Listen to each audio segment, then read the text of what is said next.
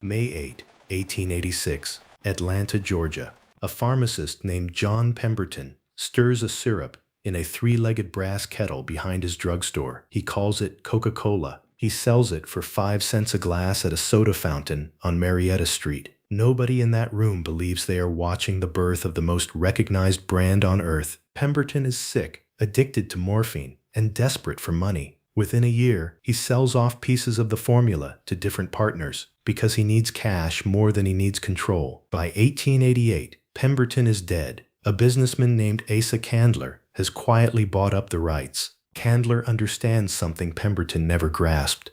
The syrup is not the product. The system around it is the product. He turns Coca-Cola into a nationwide franchise, licensing local businessmen to bottle it under his brand, using his syrup, following his rules. In 1899, 2 lawyers from Chattanooga, Benjamin Thomas and Joseph Whitehead, convince Candler to sign away the bottling rights for $1. Candler thinks bottling is a fad. He believes soda fountains are the future. That $1 contract becomes one of the most consequential business decisions in American history because it means the company that owns Coca-Cola will never fully own how Coca-Cola reaches the customer. Instead, thousands of independent bottlers, each buying concentrated syrup, each adding their own water, their own sugar, their own bottling plant, will build the actual empire. By 1920, there are more than 1,000 bottlers across the country. Then, in 1923, Robert Woodruff takes over as president. He is 33 years old. Woodruff has a phrase he repeats for the next 6 decades: within arm's reach of desire. He wants a Coca-Cola available everywhere a thirsty person might stand. He pushes the bottling network into every small town, every gas station, every ballpark. During World War II, Woodruff makes a decision that reshapes the company forever. He orders that any American soldier, anywhere in the world, can buy a bottle of Coca-Cola for 5 cents, no matter what it costs the company to get it there. The U.S. military builds 64 bottling plants overseas to support this promise. Coca-Cola becomes tangled up with the war effort itself. By the time the war ends, the company has bottling infrastructure in dozens of countries it never had to build on its own dime. Soldiers come home craving the taste. Foreign markets already have the plants standing.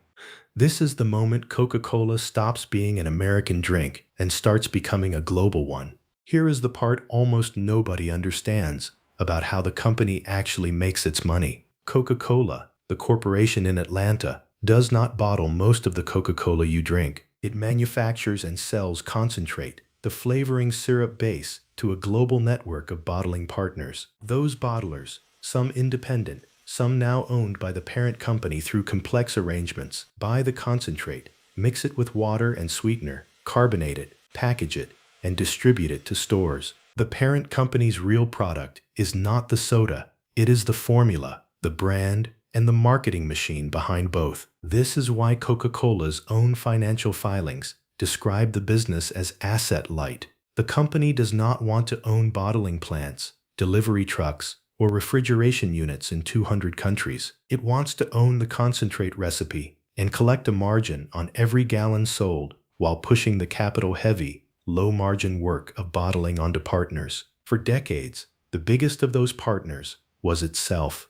In 1986, Coca-Cola consolidated several of its own bottling operations into a new public company called Coca-Cola Enterprises, keeping a minority stake but moving the debt and the low-margin bottling business off its own balance sheet. It is a financial maneuver as much as an operational one. By separating concentrate production from bottling, the parent company can report higher profit margins because concentrate is dramatically cheaper to produce than a finished bottled beverage, and because the parent avoids the heaviest fixed costs, the plants, the trucks, the union labor. Then there is water. Roughly 90% of a can of Coca-Cola, by volume, is water. Sourcing that water, cheaply and reliably, in nearly every country on Earth, is one of the least visible and most important parts of the entire business model. In some regions, this has triggered real conflict. In Plakameda, in the Indian state of Kerala, villagers accused a Coca-Cola bottling plant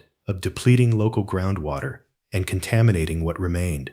The plant opened in 2000. By 2004, local authorities had shut it down amid protests and lawsuits. The company always denied primary responsibility, citing broader regional drought conditions. But the case became a global symbol of the tension between a beverage giant's need for cheap water and a community's need for the same water to survive. Coca-Cola later committed to what it called water neutrality, replenishing as much water as its plants use through watershed projects and partnerships. Critics argue the math on replenishment is harder to verify than the company's marketing suggests. Either way, the episode reveals the core vulnerability sitting underneath the world's most famous brand. It needs an enormous, continuous supply of a resource it does not own, in places where the local population increasingly does. Meanwhile, the brand itself was being protected like a state secret. The formula, allegedly, sits inside a vault at the World of Coca-Cola Museum in Atlanta.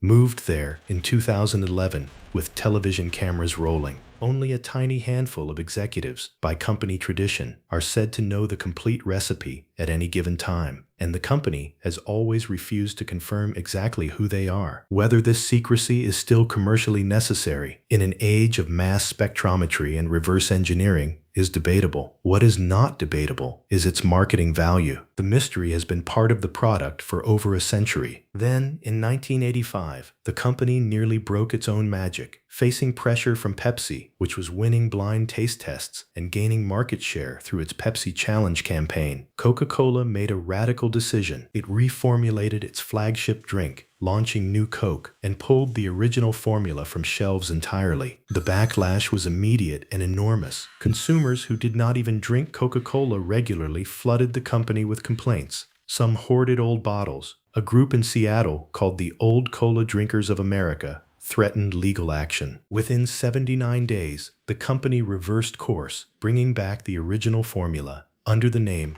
Coca-Cola Classic. Sales of Classic outperformed New Coke almost immediately. Some analysts, and later even some company executives, floated a theory that the whole episode was a brilliant piece of reverse marketing. Most evidence suggests it was not a plan. It was a genuine miscalculation that the company only survived because of how deep the emotional attachment to the original product ran. That attachment is the actual asset. The syrup itself is cheap to make. What is expensive, what took 100 years to build, is the feeling. This is why Coca-Cola spends billions of dollars a year not selling sugar water, but selling happiness, togetherness, and nostalgia. Through campaigns built around Christmas, through polar bears, through sponsorships of the Olympics dating back to 1928, through World Cup partnerships that put the red and white logo in front of billions of people who may never buy a single bottle. The brand is the moat. Competitors can copy the taste closely enough. They cannot copy 140 years of emotional real estate. By the 1990s and 2000s, executives realized something uncomfortable. Soda consumption in wealthy countries was peaking, then beginning to decline, as health concerns about sugar mounted and obesity became a global public health issue. Coca-Cola's answer was not to defend soda. It was to stop being a soda company. The company began acquiring or launching brands far outside carbonated drinks,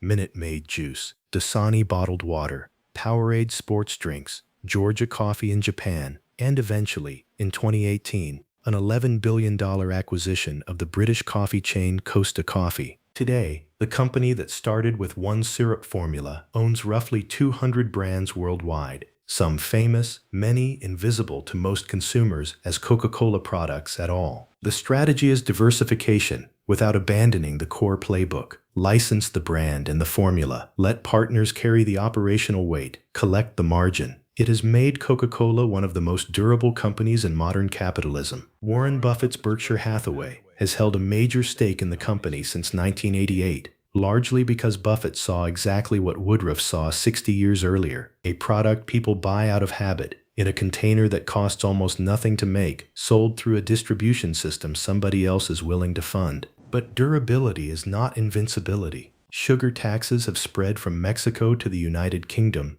to dozens of cities and countries, directly targeting the core product's profitability. Plastic bottle waste has made Coca-Cola, by volume, one of the most frequently identified plastic polluters in global beach cleanup audits for several consecutive years, according to environmental groups. Bottled water sourcing disputes have followed the company from India to the American Southwest, wherever local aquifers run low and a foreign-owned plant sits nearby, drawing millions of gallons. The company that built an empire on being within arm's reach of desire is now negotiating, market by market, water source by water source, with communities that increasingly see that reach as extraction rather than convenience. The formula stays locked in Atlanta. The bottlers keep bottling, mostly independent of the parent company that supplies them their reason to exist. The syrup keeps traveling in refrigerated tankers and shipping containers into machines and villages that have never seen an American flag. Somewhere on Earth, right now, someone is opening a bottle for the first time.